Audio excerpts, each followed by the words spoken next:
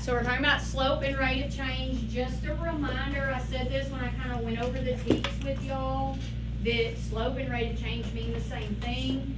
The other way that we see that written is constant rate of change. And I frequently will use this like abbreviation CROF because I don't want to write that all the way out. So that's, if you see that, that's what I'm doing, is because I don't want to write that. The reason I kind of stress that to you is on your STAR test, y'all's EOC, they typically don't use the word slope. I'm not going to say they never use it, but it's less likely that they're going to use it, and in a word problem, they won't use it. They're going to either use rate of change or constant rate of change. And so I want y'all to be familiar with that verbiage because that's the way they ask those questions. All right, so we're looking, Jerry's looking at these hills. So these represent hills, and we're looking at them like we're standing back and we're looking. So if we look at hill A and hill B and we are comparing their vertical distance or their rise, what would you say about the two hills? They're the same, right? The height. They are the same. Is everybody in agreement? Okay. So they are the same, which is 20 yards. So they're 20 yards high. All right, but if we compare the horizontal or the run, all right, Julian, how would I compare the horizontal? Okay, so A is greater, or I could also say longer than B. Everybody okay with that? Okay, so if that's true, what does that mean about the steepness? Which one is steeper? B is steeper, right? Why is that? Like, why does that happen? Because it has to rise quicker. Because, say again? It has to rise quicker. Yeah, it has to rise quicker. That's a really good way to look at it. It's like it has less distance long to get up to a same amount of height. Does that make sense to y'all? That was a really good way to say that, Case. All right, so B is steeper because, say I'm going to use the term run here, because the run is shorter. So if I have less distance horizontally to get to this same height vertically, then it's going to be steeper. It just forces that to happen mathematically. Everybody okay there? All right, so on the graphs, the linear relationships of slope describe the steepness of a line. Slope is a ratio. It's really important that we understand that. A ratio is a fraction. This is why all year long, I typically am like, I want you to do things in fractions, because in Algebra 1, we spend a significant amount of time graphing. Y'all don't do as much graphing in 8th grade, and in Algebra 1, Algebra 2, and Pre-Cal, we look at graphs all the time. Well, when we're looking at graphs on a coordinate plane, we're looking at its rise and its run. We need that in the form of a fraction. If I have it as a decimal, I'm going to have to turn around and change it to a fraction. It doesn't mean we never use the decimal, but typically when we're talking about graphs and we're doing that comparison, we need it as a ratio or as a fraction. It's why I've kind of made y'all use fractions so much, because I want y'all to be comfortable with them. All right, so we're going to compare this ratio of the vertical change, the up and down, the rise, with the horizontal change this way, the run. We're going to compare them and see how they relate to each other. So of course we write that as rise over run, or y over x. That's how we write our slope. That is also called the rate of change, or the constant rate of change of the graph. All right. So down here, if I look at that, if I asked you about this first graph, what in general would you tell me about the slope of that graph? It is a positive slope. That's good. It is a positive slope. If I were to write the equation, and I don't know any exact numbers on this, but I would say this is y is equal to some positive number x, And because my y-intercept is down here, I would put minus b. Does everybody agree that that's what that would look like? I don't know the exact numbers, but I know that much. Is everybody okay with that? All right, this one has what kind of slope? It is a negative slope. And if I were to write its equation, it would look something like y is equal to negative number x. And this time my y-intercept is positive, so it would be a plus b up there. Is everybody okay with that? We're going to spend lots of time just looking at and analyzing graphs. All right, this one right here, what would we say about it? What kind of line is it? Let's start with that. Horizontal. It's a horizontal line. Do y'all remember the slope of a horizontal line? Zero. It is good. It's 0 or no slope. Either one of those words is fine. 0 or no slope. If I were to look at the numerical values of the rise and the run, the rise would be 0 because it's not going up. And the run could be, I mean, we could put 1. I guess it really doesn't matter if I look at from one number to the next number. We could just write it that way. Which means I would end up with an equation that looks something like y equals whatever the value is that it is at. Is everybody okay with that? All right. What about this one? This is a vertical line. Who remembers what we write for that?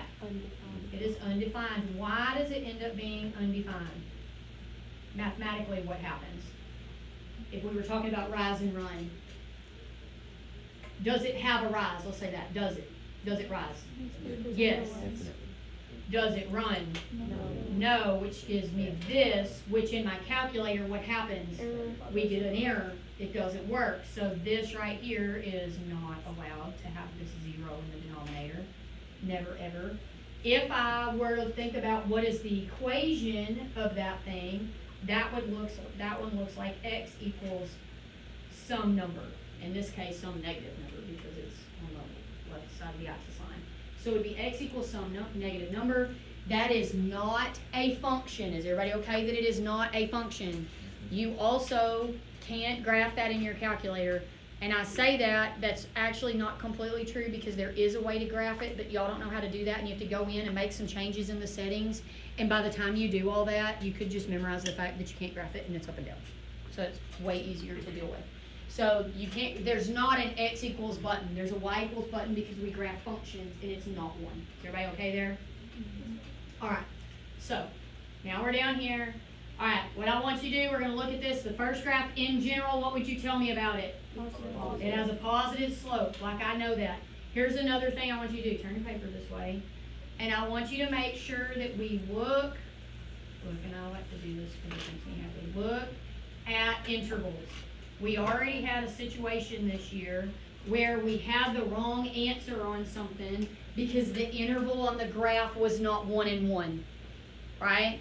So we do need to check intervals, okay? Because sometimes they match and sometimes they don't. So if I look at this one right here, the x interval is 1, the y interval is 1. If they are the same, I can just count boxes. And I know in your class last year in 8th grade, y'all drew a triangle. That's a perfectly effective way to do this. So I'm going to draw a triangle.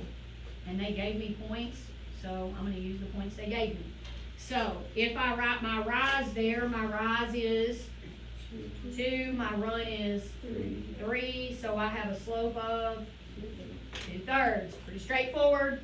All fine. All right, what about this one? What can you tell me about it in general? It has a negative slope. Here's what I want you to do. And I don't know what you did last year in this case, but here's what I want you to do. I want you to, when you draw your triangle and you write your rise and your run, I want you to attach the negative to your rise every single time. That way we don't have to decide, well, is it the rise that's negative or is it the run that's negative? We're going to attach it to the rise. The answer is they're like, it's not one or the other. The whole thing as a whole is negative, but sometimes y'all get messed up. So let's just attach it to the rise every single time and then there won't be a question. Everybody okay? All right, so they didn't give us any points here. So you can kind of draw your triangle wherever you want. I'm going to draw mine right. I'm going to use that 14 right there, and I'm going to draw it right here. If you drew it somewhere else, it really doesn't matter because you should end up with the same thing. All right. Does the interval match? Like, what's the interval for x? 2, the interval for y is 2, and because they match, I can just count boxes. Are we okay there? If they don't match, I can't count boxes like that. Does everybody understand that? Okay, since they match, I can count boxes. So what am I gonna write for my rise? Rise.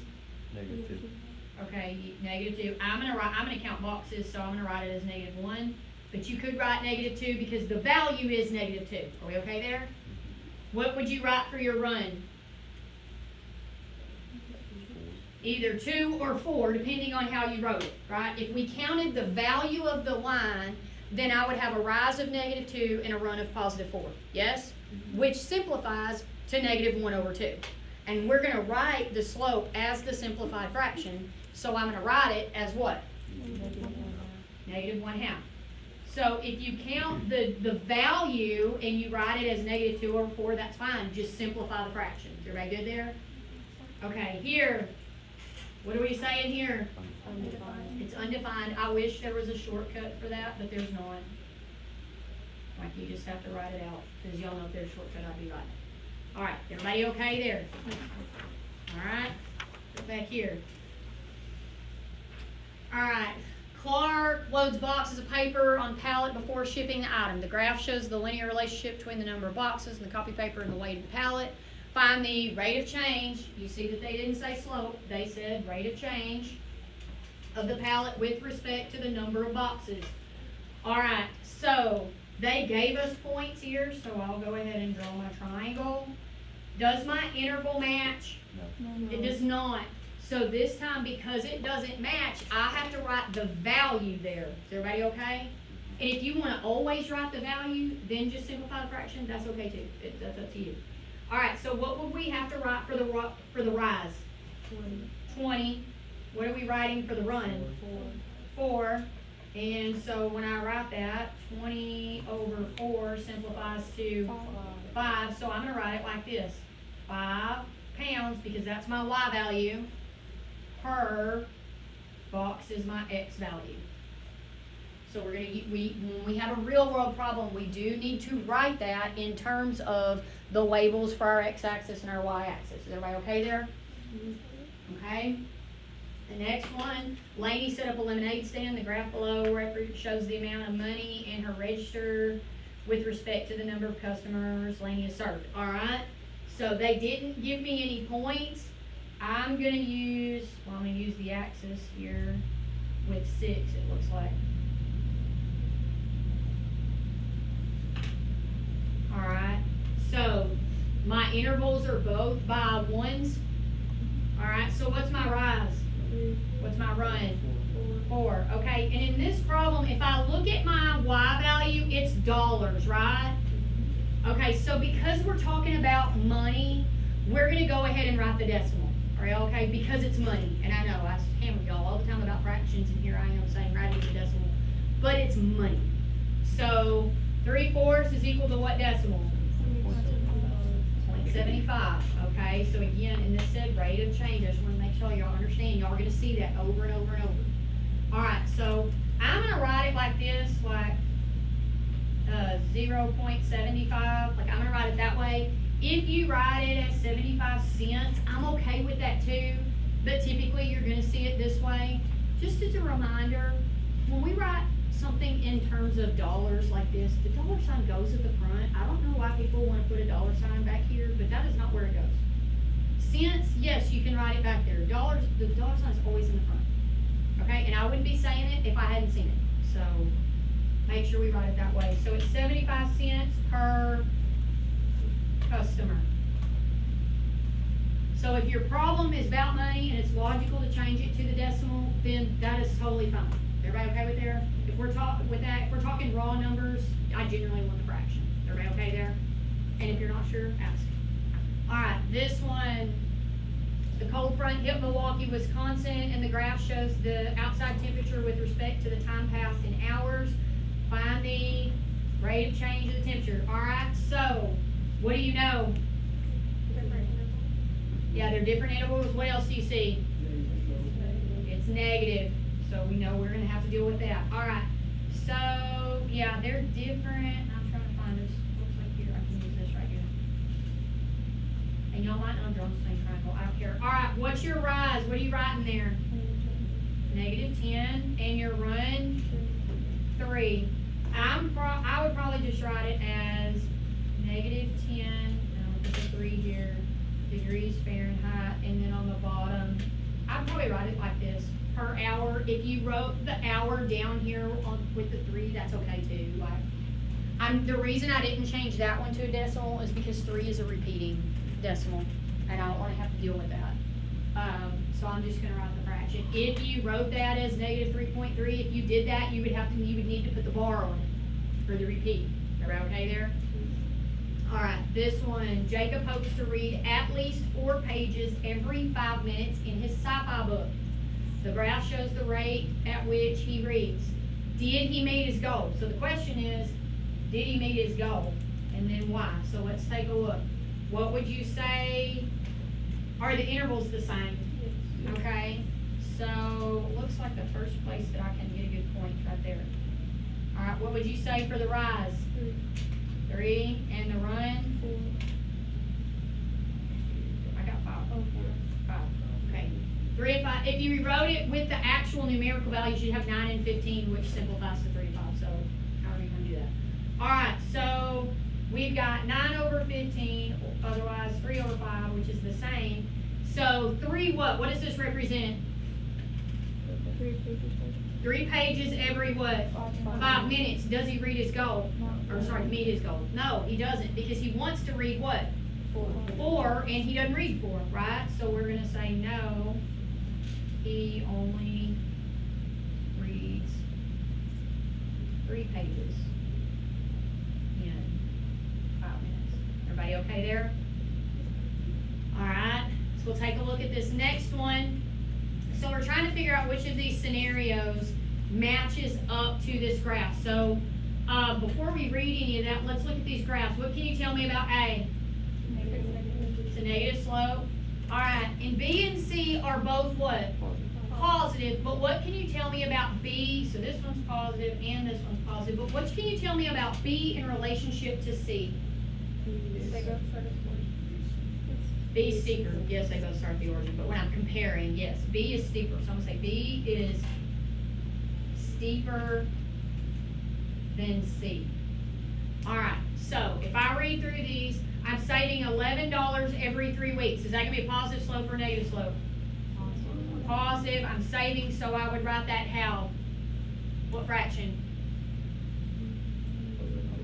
11 over 3. Okay, saving $9 every 2 weeks.